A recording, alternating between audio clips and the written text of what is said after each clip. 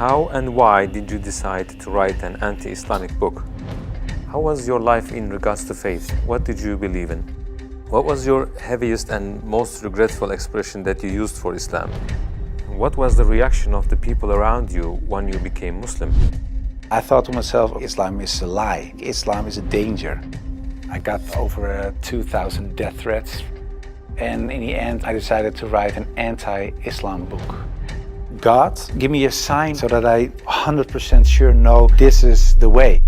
I couldn't sleep for it for 2 days. I couldn't accept it. It was so strange. Assalamu alaikum, Brother Joram van Klaveren. Thank you for accepting our invitation, and we are happy to have you with us. I want to first ask you, who is Joram? Wa alaikum salam, Ahmed. Thank you very much for the invitation. It's a great honor for me to be here. Joram van Klaveren was born on January 23 in 1979 in Amsterdam, in a pretty regular family: father, mother, a brother, another brother, younger, a sister, a cat. In Amsterdam, I was born and raised there. We're a practicing Protestant family. After I finished high school, I studied comparative religion. I was a teacher for a few years. There happened a lot of things in the Netherlands, especially in my life. Also, when I look at the bigger picture when it came to Islam, I became politically active for the Freedom Party. I became a member of parliament. And in the end, I decided to write an anti-Islam book, which started as an anti-Islam book, changed into this search for God, and it ended up me becoming a Muslim. How was your life in regards to faith? What did you believe in? Before I was a Muslim, I was a Protestant Christian from the Reformed Church. We read from the Bible, we all got biblical names, we were all baptized, we went to church, etc., etc. So we're pretty Christian in that way, in that sense. Of course, I believed that there is a creator, I believed in heaven, hell, I believed in angels, revelations, and of course what separates the Christians from the Muslims is that I believe that Jesus Christ was the Son of God. In a more philosophical way, I believed he was God himself, of course. I believed in the resurrection and crucifixion of Christ, of course. And I believed in the atonement. But because the Trinity is a very complex concept, whether you believe it or not, it's still very complex. Because if there is a God in the Bible, it says God is eternal. But if you are eternal and you die, you cannot be eternal, immortal at the same time. So that was something when I was a little older, 16, 17, I started questioning things like that. It's not very logical. I talked to many priests, preachers, even rabbis, and the answers I got weren't very satisfying. That made it for me kind of complex, and in the end I had some doubts about stuff like this, but I said, well, I set it aside and I thought, okay, I just believe it, and perhaps I'm not smart enough to get the whole picture. And I still believed in God. I still believed that Jesus was a very important person. I believed he was the Son of God, but how it exactly was, I left it for what it was. How and why did you decide to write an anti-Islamic book? After high school, I went to university and I did comparative religion. And the remarkable thing, I think, was that the first day of me going to college was September 11, 2001. Already thought, okay, these Muslim guys are kind of crazy and this religion isn't the truth. Then a few years later was this guy in the Netherlands called Theo van Gogh, Theo van Gogh. He was a famous filmmaker and he was killed in the street. He was shot and they tried to slit his throat and they put a knife in his stomach with a letter on it for another girl, Ayaan Hirsi Ali, and it said, "You are next." So it strengthened my anti-Islam feelings in such a way that I thought, well, I have to become politically active to do something and stop this evil of harming our country. You started politics because of Islam? Yeah, and that really had to do with Islam. That was the reason that I wanted to write a book, to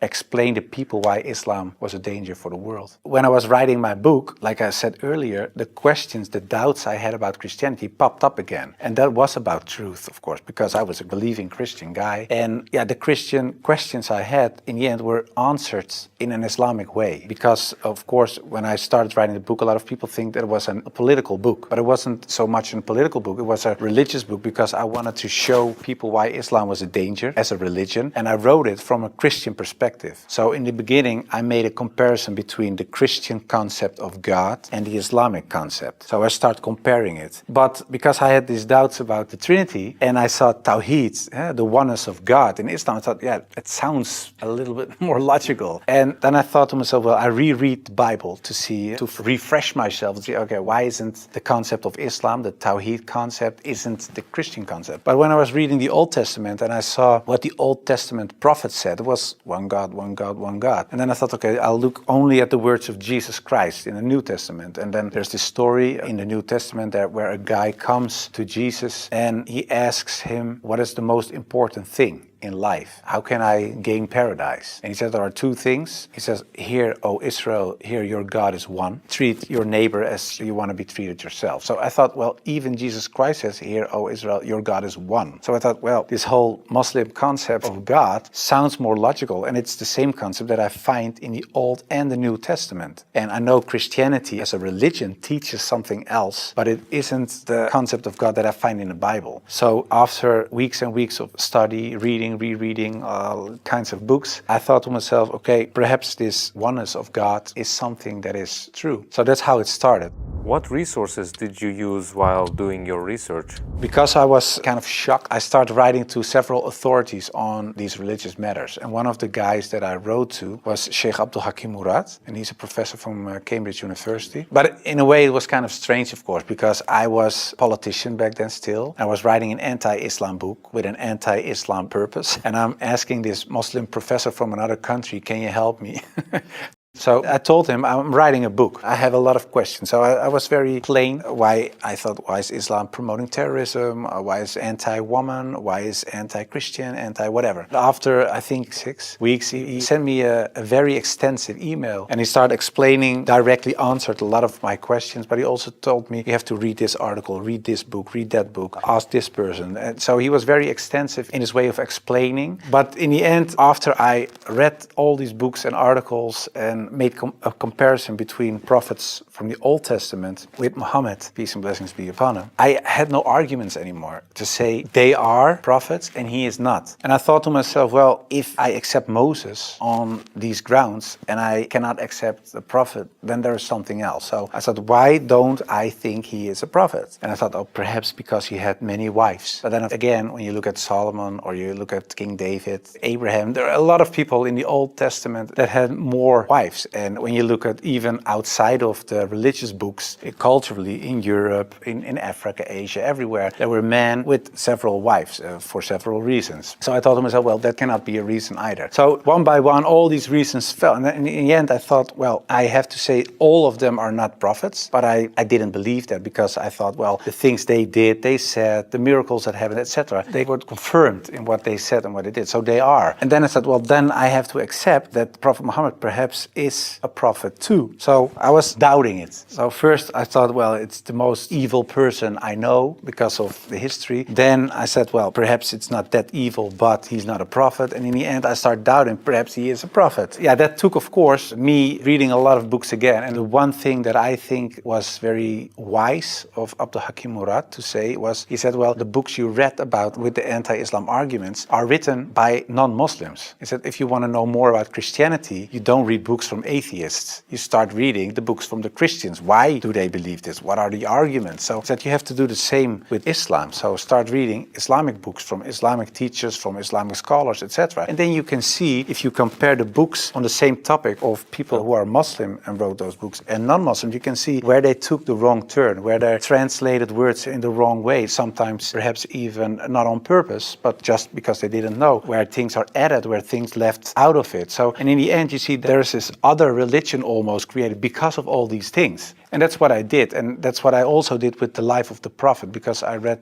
a book from Martin Links, The Life of the Prophet, based on the earliest source of Muhammad. And it was written, of course, by a convert. And his way of reasoning, his way of telling, his way of writing appealed to me because it's culturally the same thing. How do I approach a certain topic, etc. And it was the first time that I saw him not so much as a warlord, because that's the picture I had in my mind, but I saw him as a father, and I saw him as a friend and a teacher, and so much more. And so, yeah, I saw the person and his character, and I said, well, I can say a lot, but I cannot say that this is not a good man. So his character persuaded me to read more and to want to know more. What surprised you the most while doing your research? The story about Hind, there was something that, like a switch, like I had to change. And that was because I thought Hind was the wife of one of the enemies, Abu Sufyan. And in a way, they gave money to kill Hamza, the favorite uncle of the Prophet. And that was what happened on the battlefield. He got killed. They even paraded with his ears and cut off his nose and horrible stuff. So the Prophet was deeply sad, of course, of what happened. And years later, he became powerful. He came in power in Mecca. And then there was Hind. And I was reading this book and I thought, okay, now she gets crucified or her head gets cut off or something like that. But he said, well, I cannot look at her right now, but everybody is forgiven. And if you want to stay here and live among the Muslims, it's possible. If you don't want that, you can go. But bloodshedding is over now. And I thought to myself that she was forgiven. If you can forgive someone who kills a relative, especially a favorite uncle of you, even starts parading with parts of his body to show other people that she humiliates you and whatever you stand for, that means you have such a great character. It's very special. It's something you don't see. And that's what he did. So I thought to myself, well, it was a really special guy. And when I thought that, I thought, yeah, well, I have these arguments for him being a prophet. I see his character. I see the way he treated other people. I see how he treated his enemies. I think he is a prophet. But then I thought to myself, whoa, that's horrible. Because I already accepted this oneness of God. And now I say he is a prophet. If I say there is only one God and Muhammad is his prophet, that's almost shahada. So I thought to myself, okay, let's close the books. Stop. This is going in the wrong direction. And of course, I wasn't that anti-Islam anymore because of what I read, what I saw, and what I experienced. What I tell you now, it sounds a little like a fairy tale, but it really happened. In the end, there were all these books at the table. And when I had this feeling of, yeah, okay, this is shahada in a way, I thought, well, I put all the books away and I put the books on the highest shelf. But there were so many books that a lot of books fell off the shelf. And one of the books that fell off the shelf was the Quran. And when I picked it up, my hand was on a page with Surah 22, Ayat 46. And it says, it's not the eyes that are blind, but the hearts. And I thought to myself, that really is my problem, because it wasn't the eyes. I really could see what I written down myself. Nobody forced me to write this book. Nobody said you have to write this or that. I started writing myself and I could see it with my own eyes, but I still couldn't accept the fact that I said he is a prophet, there is this one God. I just couldn't. So it wasn't my eyes that were blind, but it was really my heart. I couldn't accept it. I think my nafs or whatever, my ego, I couldn't accept it. And I said, well, God, I don't care if it's the God from the Bible or the Quran, give me a sign or something so that I 100% sure know this is the way. And I went to bed, but when I woke up, I felt very secure in myself. I really felt very secure. I've never been more secure about anything else. The whole anxiety or the whole doubting issue disappeared like snow for the sun. And I thought to myself, well, I think I'm a Muslim. Well, and then of course I had to tell other people. What was the reaction of the people around you when you became Muslim? Assalamu alaikum, brothers and sisters. We saw that 80% of our audience, including this video, are not subscribed to our channel. As you know, we are a non-profit organization and advertisements are disabled on our videos. So the only reason we are asking for this is to spread the truth. It may seem like a small act, but inshallah, it may be a means of guidance for many people. Now let's click the subscribe button and let's together walk towards eternity. What was the reaction of the people around you when you became Muslim? Most of them were very negative, of course. For a lot of people, especially some uncles and aunts, it was kind of a shock. They heard it when it was on the news. I told my mother, and my mother started crying. And my wife was pretty open. Yeah, she was very cool about it. She said, well, if Islam is what you really believe and that's in your heart, who am I? And yeah, some people from my old work were really aggressive. I got over 2,000 death threats from people who used to support me, of course. People who voted for me. People said the most horrible things. We will rape your wife, shoot you, we know where your children go to school, stuff like that. And most of them, of course, is nonsense because they're crazy people writing things on their computer. So it was kind of a hectic time. And I had to tell my work, of course, and it was this Christian organization. So to say that the leader of the pack, he said, I can't believe it. And he said, well, I noticed this change when you talked about certain topics on radio. You were kind of a little more mild, not so harsh anymore, but you becoming a Muslim? And after I said, yeah, I became Muslim, he said, I couldn't sleep for it for 2 days. I couldn't accept it. It was so strange. But the hardest part for me was telling my grandfather, because my grandfather was dying and he was 93, 94 years old and he was on his deathbed at home. I had to tell him, and my mother told me, yeah, you have to tell your grandfather. It was her father. So I said, well, then you have to come with me. It's got like a shield. And I just said, well, grandfather, I became a Muslim. And then he closed his eyes. And I thought he stopped breathing because he was so old, and he really stopped breathing for a while. And then he started breathing again, and he looked at me and he said, well, at least you didn't become a Catholic.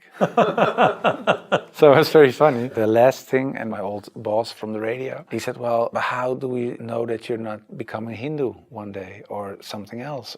And I told him, well, I never chose a religion. One time, and it was when I became a Muslim. Before that, I didn't choose my religion. I was born in a Christian family. I was raised in a Christian way. And I'm very grateful for all the good things that it brought me. But it was not my decision. And the only time I made a decision was me becoming a Muslim. And it was the most, like I said, I think the most important decision I made. And it was the most rational decision I made. I never took years and years to decide one thing, only becoming a Muslim. How did you feel when you made your first salah? It's, of course, a beautiful moment, but very strange as well. Because as a Christian, you're not used to pray like that. You pray with your hands together and perhaps on your knees in front of your bed or something. But I think it's very beautiful that you really prostrate. So you really bow down in the deepest way for your Lord. So that's a very humbling, beautiful thing, I think. And that, it made me feel very happy.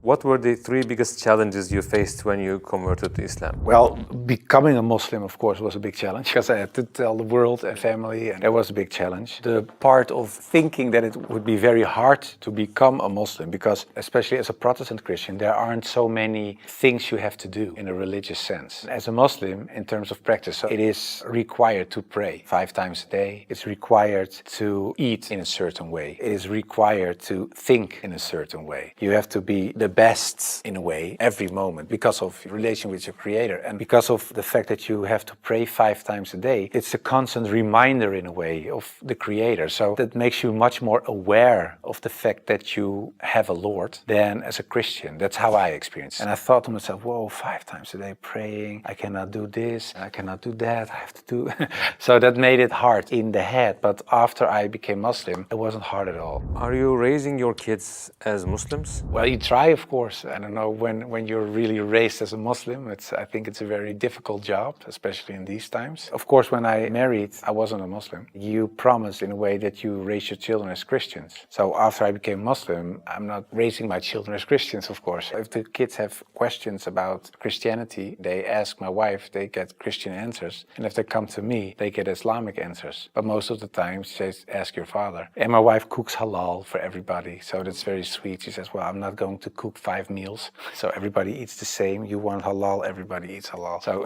in a way, it's like an organic process. What was your heaviest and most regretful expression that you used for Islam? I think Islam is a lie, because that's something I used to say. Islam is a lie, the Quran is poison. But when I said Islam is a lie, that's the whole religion and everything that comes with it. So that's like the highest level of Jahiliyyah in a way.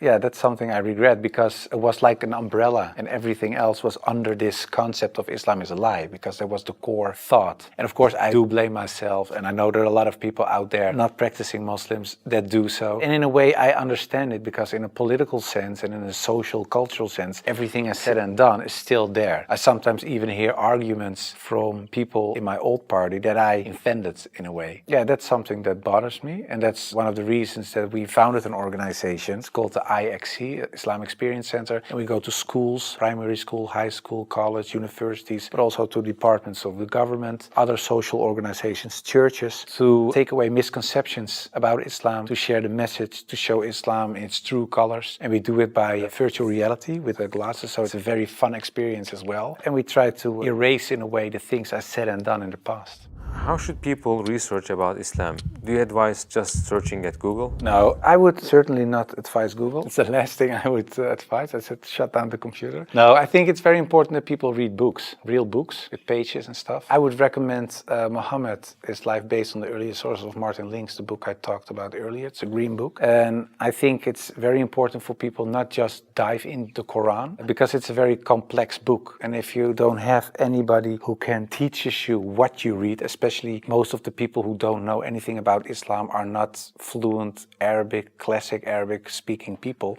So you will read an interpretation of the Quran or a translation, and most of the time that's not the real deal, of course. So I would advise people just to study the Sirat, study the character and the life of the Prophet, because that's what the tradition teaches us as well. His life was the Quran. He was the living Quran in a way. Just study his Sunnah, and I think that is the best way of discovering Islam. What would you like to say as your final comments? I became much more happy after I became Muslim. So I would like to invite everybody to become Muslim, just because it brings peace to your soul and peace to your heart. It is the truth. It resonates with heart and soul. At least look at it from an Islamic perspective. Try to read and study the life of the Prophet. Try to understand what the Muslims believe. Not so much the behavior of Muslims, because there are a lot of Muslims that don't live like Muslims, including myself. I don't always live like a Muslim. I should, we all do, but you should look at the example of all examples, and it was the Prophet. And if you study his life, perhaps you find guidance that leads you to the truth.